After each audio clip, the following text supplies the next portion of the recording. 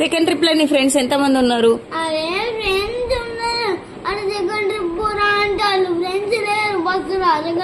Friends లేకపోయినా నువ్వు second trip ఎందుకు ఎక్కాలనుకుంటావు బస్ లో?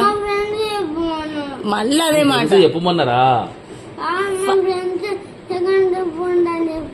నువ్వు ఏడు పాప ఫస్ట్ కళ్ళు వాటర్ తుడుచుకో. పౌడర్ వేసుకున్న తర్వాత వాటర్ వస్తే అంటే బొట్టు అవంతా ఖరాబ్ కాదా?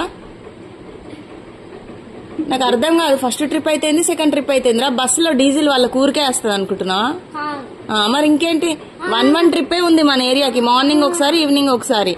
ఇప్పుడు డ్రైవర్ తో మాట్లాడినా చెప్పిండు కదా, విన్నావు కదా, మళ్ళీ ఇంకేంది? అబద్ధం ఎప్పుడు చెప్పినా అడిగి చెప్తా అని అన్నాను. మార్నింగ్ 4:50కి లేచి కాల్ చేయ డ్రైవర్ కి అంటున్నాడు. కరెక్టేనా? నీకు నైట్ నిద్ర పట్టలే కదా అసలు? నిజం చెప్పు.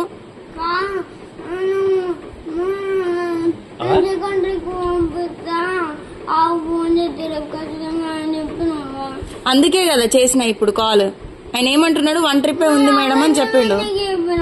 ఉన్నది కావచ్చు అనుకున్నా. నేనేం చేయాలి? అబద్ధం చెప్పడం అన్నారు. సారీ నేను అబద్ధం చెప్పినందుకు. సరేనా? ఏడు పాపు.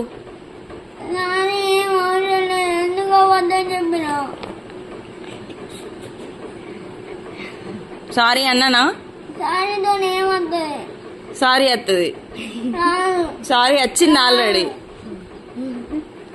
మస్తు ఓవర్ అవుతుంది. గర్ల్స్ ఉన్నారా మరి? చెప్పు మరి బస్ లా. అరవకు. లేరు.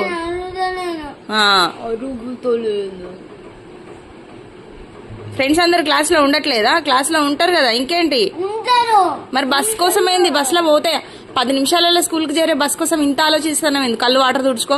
వాటర్ బయటికి రావద్దని చెప్పిన. ఫేస్ పాడైపోతుంది, గ్లామర్ పోతుంది. వచ్చేసింది డ్రాప్ పడ్డది. కళ్ళు తుడుచుకో మంచిగా నీట్ గా.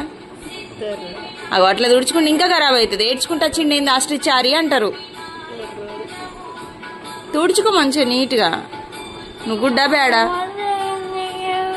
అబద్ధం చెప్పినందుకు సారీ. 2 ట్రిప్లు వస్తుంది అనుకున్న బస్సు నాకు తెలియదు కదా.